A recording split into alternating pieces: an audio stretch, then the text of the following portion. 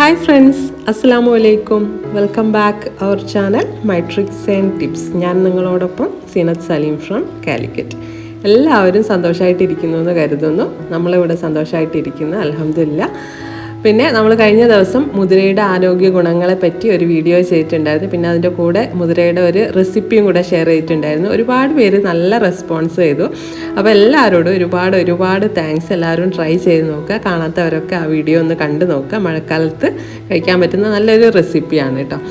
അപ്പോൾ പറയാനുള്ള എന്താണെന്ന് വെച്ചാൽ, നമ്മുടെ ചാനൽ ഇതുവരെയും സബ്സ്ക്രൈബ് ചെയ്യാതെ ആരെങ്കിലും കാണുന്നുണ്ടെങ്കിൽ ഒന്ന് സബ്സ്ക്രൈബ് ചെയ്യുക. അതിൻ്റെ കൂടെ വരുന്ന ബെല്ലൈക്കൺ എനേബിൾ ചെയ്തിട്ട് ഓൾ കൂടി പ്രസ് ചെയ്ത് വെക്കുക കേട്ടോ. അപ്പോഴാണ് നമ്മുടെ നോട്ടിഫിക്കേഷൻസ് നിങ്ങൾക്ക് കിട്ടുള്ളൂ. അപ്പോൾ ഒരുപാട് പേര് നോട്ടിഫിക്കേഷൻ വരുന്നില്ല എന്ന് പറയുന്നുണ്ടായിരുന്നു. അതുകൊണ്ടാണ് ഞാൻ ഒന്നുകൂടെ പറയുന്നത്. അപ്പോൾ നിങ്ങൾ അതിൽ ബെല്ലൈക്കൺ എനേബിൾ ചെയ്ത് ഓൾ പ്രസ് ചെയ്ത് മാത്രമേ നിങ്ങൾക്ക് എൻ്റെ നോട്ടിഫിക്കേഷൻ വരുള്ളൂ കേട്ടോ. അപ്പോൾ പിന്നെന്താണ്, ഇന്നും നമ്മൾ നല്ലൊരു റെസിപ്പിയാണ് ഷെയർ ചെയ്യാൻ പോകുന്നത്. അപ്പോൾ നമുക്ക് വേഗം വീഡിയോയിലോട്ട് കടക്കാം. അപ്പോൾ നമ്മൾ ഇന്ന് ഉണ്ടാക്കാൻ പോകുന്നത് റേഷൻ കടയിൽ നിന്ന് നമുക്കിപ്പോൾ അവൈലബിൾ ആയിട്ടുള്ള ഒരു സാധനമാണ് കടല അല്ലേ. അപ്പോൾ അത് കാശ് കൊടുത്ത് ആരും മേടിക്കേണ്ട ഇനിയിപ്പോൾ. അപ്പോൾ അത് നമ്മൾ ഒരു 1.5 കപ്പ് കടല എടുത്തിട്ടുണ്ട്. അത് നമ്മൾ ഓവർനൈറ്റ് സോക്ക് ചെയ്ത് വെച്ചിട്ടുള്ളായിരുന്നു. അതായത് ഒരു 5-6 മണിക്കൂറെങ്കിലും നിങ്ങൾ വെള്ളത്തിൽ സോക്ക് ചെയ്ത് വെക്കുക.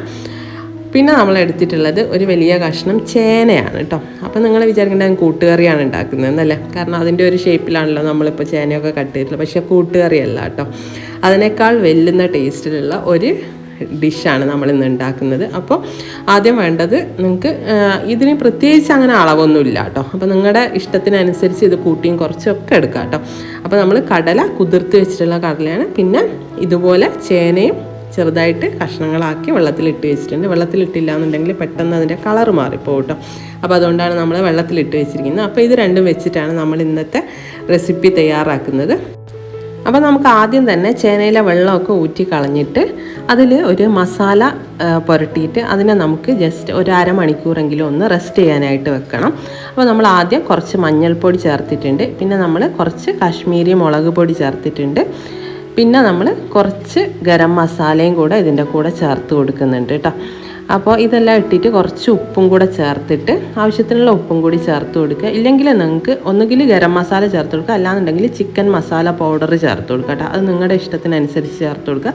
പിന്നെ ഇഞ്ചി വെളുത്തുള്ളിയും പച്ചമുളകും കൂടെ പേസ്റ്റ് ആക്കിയിട്ട് അതും കൂടെ ചേർത്ത് കൊടുക്കുക. ഇതെല്ലാം കൂടെ ചേർത്തതിന് ശേഷം വേണമെങ്കിൽ കുറച്ച് വെളിച്ചെണ്ണയോ അല്ലെങ്കിൽ ഓയിലോ യൂസ് ചെയ്യാം. വെളിച്ചെണ്ണ ആയിരിക്കും കുറച്ചും കൂടി ബെറ്റർ. അത് നിർബന്ധമില്ല, വേണമെങ്കിൽ മാത്രം ചേർത്ത് കൊടുത്താൽ മതി. അതും കൂടെ ചേർത്തിട്ട് കുറച്ച് ചെറുനാരങ്ങയുടെ നീര്, ഒരു ചെറുനാരങ്ങ മുറിച്ചിട്ട് അതിൻ്റെ പകുതി നീര് മതിയാവും. പകുതിൻ്റെ ഒരു പകുതി പീസ് എടുത്തിട്ട് ഇതുപോലെ ഒന്ന് പിഴിഞ്ഞ് അതിൻ്റെ നീരും കൂടെ ചേർത്ത് കൊടുക്കുക. എന്നിട്ട് നമ്മൾ സാധാരണ ചിക്കനൊക്കെ മാഗ്നേറ്റ് ചെയ്യുന്നുണ്ടല്ലോ, അതേ രീതിയിൽ ഇതൊന്ന് പുരട്ടി നമുക്ക് റെസ്റ്റ് ചെയ്യാനായിട്ട് വെക്കാം. ഇത് നമ്മൾ ഫ്രൈ ചെയ്തെടുക്കാനുള്ളതാണ് ഈ ഒരു ചേന കേട്ടോ. അപ്പോൾ ഞാൻ പറഞ്ഞല്ലോ ആദ്യം തന്നെ കൂട്ടുകറിയല്ല നമ്മൾ ഉണ്ടാക്കുന്നത്, ഇത് ഫ്രൈ ചെയ്തിട്ടാണ് ഒരു മസാലക്കറി ഉണ്ടാക്കുന്നത്. അപ്പോൾ ഇതിൻ്റെ ഒരു ഡിഫറെൻറ്റ് ടേസ്റ്റാണ് കേട്ടോ. അപ്പോൾ നമ്മൾ ഇതെല്ലാം കൂടെ പുരട്ടിയിട്ട് നല്ലപോലെ മിക്സ് ചെയ്ത് കൊടുക്കുക. നിങ്ങൾക്ക് കയ്യിൽ ഇതുപോലെ, അതായത് നമ്മളിപ്പോൾ എണ്ണ ചേർത്തിട്ടില്ല, നിങ്ങൾക്ക് വേണമെങ്കിൽ കുറച്ച് എണ്ണ ചേർത്തിടുക. എണ്ണ ചേർത്ത് കഴിഞ്ഞാൽ പിന്നെ നമ്മുടെ കയ്യിലൊന്നും അങ്ങനെ പുകച്ചിലൊന്നും ഉണ്ടാവില്ല കേട്ടോ. അപ്പോൾ നല്ലപോലെ ഒന്ന് മിക്സ് ചെയ്ത് കൊടുക്കുക. ഈ ഒരു സമയത്ത് നിങ്ങൾക്ക് വേണമെങ്കിൽ മാത്രം ഇതിൽ കുറച്ച് കോൺഫ്ലോർ ചേർത്ത് കൊടുക്കുക കേട്ടോ. ആവശ്യമുണ്ടെങ്കിൽ മാത്രം ചേർത്താൽ മതി. കാരണം ഇത് കട്ട് ചെയ്തെടുക്കുമ്പോൾ അധിക കട്ടിയിൽ നമ്മൾ കട്ട് ചെയ്തെടുക്കാൻ പാടില്ല ചേന. കാരണം കട്ടിയിലായി കഴിഞ്ഞാൽ ഇത് ഫ്രൈ ചെയ്തെടുക്കുമ്പോൾ ഉള്ളിൽ വെന്ത് കിട്ടാൻ കുറച്ച് പാടായിരിക്കും. അപ്പോൾ കുറച്ച് നൈസായിട്ടുള്ള കഷ്ണങ്ങളായിട്ട് വേണം ചേന കട്ട് ചെയ്തെടുക്കാൻ. അപ്പോൾ അത് പ്രത്യേകം ശ്രദ്ധിക്കണം കേട്ടോ. അപ്പോൾ ഇത് നമുക്ക് ഇനി മാറ്റി വെക്കാം. ഇനി നമുക്ക് നമ്മുടെ കടല കുക്കറിലിട്ടിട്ട് ഒന്ന് വേവിച്ചെടുക്കണം. അതിൽ പ്രത്യേകിച്ച് മസാലയൊന്നും ചേർക്കേണ്ട ആവശ്യമില്ല. കുറച്ച് ഉപ്പ് ചേർത്തിട്ട് ഇത് കുറച്ച് വെള്ളം ഒഴിച്ചിട്ട് ഒരു 2-3 വിസിലടിച്ചെടുത്താൽ മതി. അതായത് ഒരുപാട് ഉടഞ്ഞു പോകരുത്, എന്നാൽ നല്ല രീതിയിൽ വേവുകയും വേണം കേട്ടോ. അപ്പോൾ നമ്മൾ സാധാരണ രാവിലത്തെ കറിക്കൊക്കെ കടല ഉണ്ടാക്കുന്നില്ല, ആ ഒരു രീതിയിൽ തന്നെ. അതായത് കടല ഇട്ടതിന് ശേഷം ഒന്ന് ഇതുപോലെ വെള്ളം ഒഴിക്കുക. അതായത് തീരെ വെള്ളം കുറച്ചായി പോകരുത്, എന്നാൽ വെള്ളമിട്ട് അധികം വേണ്ട തന്നെ. അതായത് കടല മുങ്ങിക്കിടക്കുന്ന രീതിയിൽ വെള്ളം ഒഴിച്ചാൽ മതി കേട്ടോ. അതിൽ ഒരു 1/4 ടീസ്പൂൺ ഉപ്പും കൂടെ ചേർത്തിട്ട് അതിനെ നമുക്ക് 2-3 വിസിലടിപ്പിച്ചെടുക്കാം കേട്ടോ. അപ്പോൾ അത് നമുക്ക് ഹൈ ഫ്ലെയിമിൽ തന്നെ ഇട്ടിട്ട് ഇതുപോലെ ഒന്ന് വിസിലടിപ്പിച്ചെടുത്താൽ മതി കേട്ടോ. അപ്പോൾ നമ്മൾ അരമണിക്കൂർ നേരം വെച്ചിട്ടുണ്ടായിരുന്നല്ലോ നമ്മുടെ ചേന. അപ്പോൾ ചേനയിൽ നമ്മൾ ആദ്യം കോൺഫ്ലവർ ചേർത്തിട്ടുണ്ടായിരുന്നില്ല, നമ്മൾ പിന്നീടാണ് കോൺഫ്ലവർ ചേർത്തത് കേട്ടോ. അപ്പോൾ കുറച്ച് കോൺഫ്ലവർ ഇല്ലയെന്നുണ്ടെങ്കിൽ നിങ്ങൾക്ക് കുറച്ച് അരിപ്പൊടി ചേർത്താലും മതി കേട്ടോ. ഇത് രണ്ടും ചേർത്തില്ലെങ്കിലും പ്രശ്നമൊന്നുമില്ല കേട്ടോ. പക്ഷേ നമുക്കൊരു കോട്ടിങ്ങിന് ഇങ്ങനെ എന്തെങ്കിലും ഒന്ന് ചേർത്ത് കൊടുക്കുന്നത് നന്നായിരിക്കും. അപ്പോൾ അത് ലാസ്റ്റ് ചേർത്ത് കൊടുത്താലും, അല്ലെങ്കിൽ ആദ്യം ചേർത്തിട്ട് വെച്ചാലും കുഴപ്പമൊന്നുമില്ല കേട്ടോ. അപ്പോൾ ഇതുപോലെ ഒന്ന് ചേർത്തിട്ടുണ്ട്. ഇനി നമുക്ക് ഇത് ഫ്രൈ ചെയ്തെടുക്കുന്നതിന് മുമ്പേ നമുക്ക് വേറെ കുറച്ച് സാധനങ്ങൾ കൂടെ നമുക്കൊന്ന് എണ്ണയിലിട്ട് ഫ്രൈ ചെയ്തെടുക്കണം. അപ്പോൾ അതെന്തൊക്കെയാണെന്നൊന്ന് നോക്കാം. അപ്പോൾ നമ്മളിവിടെ ഒരു ഫ്രൈയിങ് പാന് അടുപ്പത്ത് വെച്ചിട്ടുണ്ട്. അതിൽ കുറച്ച് വെളിച്ചെണ്ണ ഒഴിച്ച് കൊടുത്തിട്ടുണ്ട്. ഇനി നമുക്ക് അതിലോട്ട് അത് നല്ലപോലെ ഒന്ന് ചൂടായി വരുന്ന സമയത്ത് കുറച്ച് തേങ്ങാക്കൊത്ത്, അതും വളരെ നൈസായിട്ട് അരിഞ്ഞിട്ട് ഇതുപോലെ ഒരു കൈപ്പിടിയോളം ചേർത്ത് കൊടുക്കാം. കൂടുതൽ ചേർത്ത് കഴിഞ്ഞാൽ കൂടുതൽ ടേസ്റ്റ് ഉണ്ടാകും. അപ്പോൾ നിങ്ങളുടെ അവൈലബിലിറ്റി അനുസരിച്ച് നിങ്ങൾ അതൊക്കെ ചേർത്ത് കൊടുക്കുക കേട്ടോ. അപ്പോൾ ഞാനിവിടെ ഇത് ചേർത്ത് കൊടുത്തിട്ടുണ്ട്. ഇതൊന്ന് നമുക്ക് ഫ്രൈ ചെയ്തെടുക്കാവേ. അപ്പോൾ ഇത് നമ്മുടെ തേങ്ങാക്കൊത്തൊക്കെ നല്ല ഗോൾഡൻ ബ്രൗൺ കളറായിട്ടുണ്ട്. അതൊക്കെ നമുക്ക് ഇതിന്ന് കോരി മാറ്റി വെക്കാവേ. ഇത് മാറ്റി വെച്ചതിന് ശേഷം നമുക്ക് ഇതിലോട്ട് ചേർത്ത് കൊടുക്കേണ്ടത് കറിവേപ്പിലയാണ് കേട്ടോ. കറിവേപ്പിലയും നമ്മൾ കുറച്ചധികം ചേർത്ത് കൊടുക്കുക. നാടൻ കറിവേപ്പിലയൊക്കെ ഉണ്ടെങ്കിൽ നല്ലപോലെ ഒന്ന് ചേർത്ത് കൊടുക്കുക കേട്ടോ. ഒരു 4-5 തണ്ടൊക്കെ ചേർത്ത് കഴിഞ്ഞാൽ നല്ല ടേസ്റ്റ് ഉണ്ടാകും. അപ്പോൾ അതും നല്ലപോലെ ഫ്രൈ ആവണം കേട്ടോ. അതിൻ്റെ കൂടെ ഒരു 3 വറ്റൽമുളകും കൂടെ ചേർത്ത് കൊടുത്തിട്ടുണ്ട് കേട്ടോ. അപ്പോൾ ഇതൊക്കെ ഒരു ടേസ്റ്റിന് വേണ്ടിക്കൊണ്ട് ചേർക്കുന്നതാണ് കേട്ടോ. അപ്പോൾ വറ്റൽമുളക് അഥവാ കയ്യിലില്ലാന്നുണ്ടെങ്കിൽ നാളെ ചേർത്തില്ലെങ്കിലും കുഴപ്പമൊന്നുമില്ല. നിങ്ങൾക്ക് കറിവേപ്പില എന്തായാലും ചേർത്തു, കറിവേപ്പിലയും പിന്നെ നമ്മുടെ തേങ്ങാക്കൊത്തും എന്തായാലും ചേർത്ത് കൊടുക്കുക. അപ്പോഴാണ് നല്ലൊരു ടേസ്റ്റ് കിട്ടുക കേട്ടോ. അപ്പോൾ ഇതെല്ലാം ആദ്യം തന്നെ ഫ്രൈ ചെയ്തെടുത്ത് വയ്ക്കുക. അതിന് ശേഷം നമുക്ക് ഇതിലേക്ക് ചേന ചേർത്ത് കൊടുത്തിട്ട് അതൊന്ന് ഫ്രൈ ചെയ്തെടുക്കണം.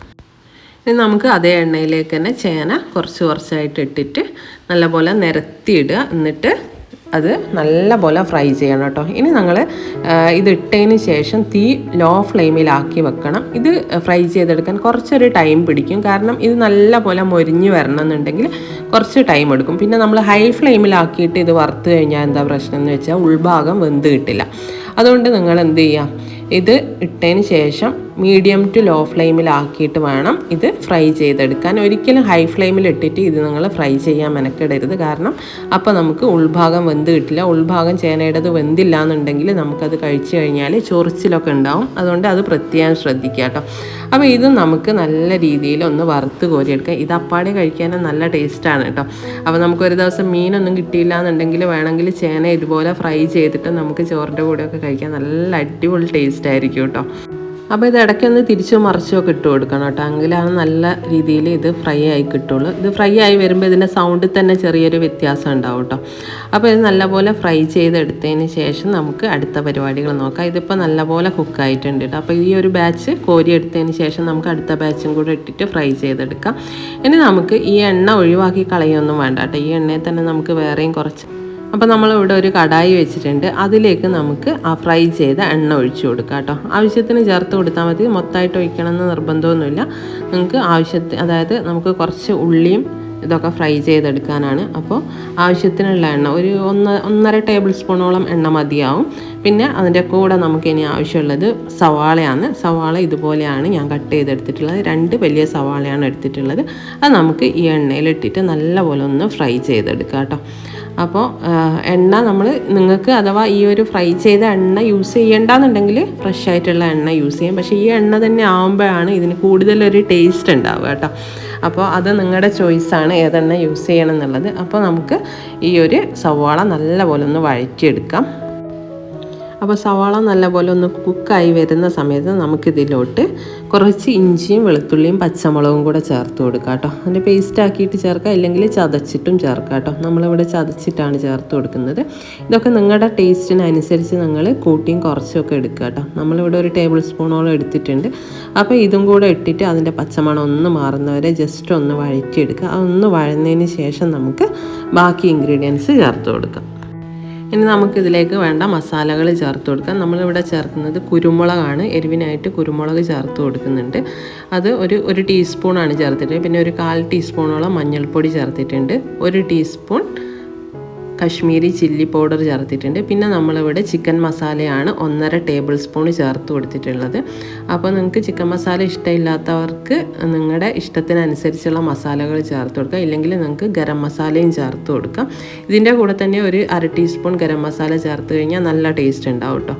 അപ്പോൾ ഇതെല്ലാം കൂടെ നല്ലപോലെ ഒന്ന് കുക്കായി വന്നിട്ടുണ്ട്. ഇപ്പോൾ നമ്മൾ തീ ലോ ഫ്ലെയിമിലാണ് കേട്ടോ വെച്ചിരിക്കുന്നത്. അപ്പോൾ ഇതെല്ലാം ഇട്ടിട്ടുണ്ട്. നമ്മൾ ഗരം മസാലയും കൂടെ ചേർത്ത് കൊടുത്തു. കാരണം ഗരം മസാല ആദ്യം തന്നെ ചേർക്കേണ്ട ആവശ്യമില്ല, പിന്നെ ചേർത്ത് കൊടുത്താൽ മതി. അപ്പോൾ ഇതെല്ലാം നല്ലപോലെ വഴന്ന് വന്നിട്ടുണ്ട് കേട്ടോ. അപ്പോൾ നല്ലൊരു സ്മെല്ല് വരുന്നുണ്ട്. അപ്പോൾ ഇനി നമ്മൾ ആദ്യം വേവിച്ച് വെച്ചിട്ടുള്ള കടല ചേർത്ത് കൊടുക്കുക കേട്ടോ.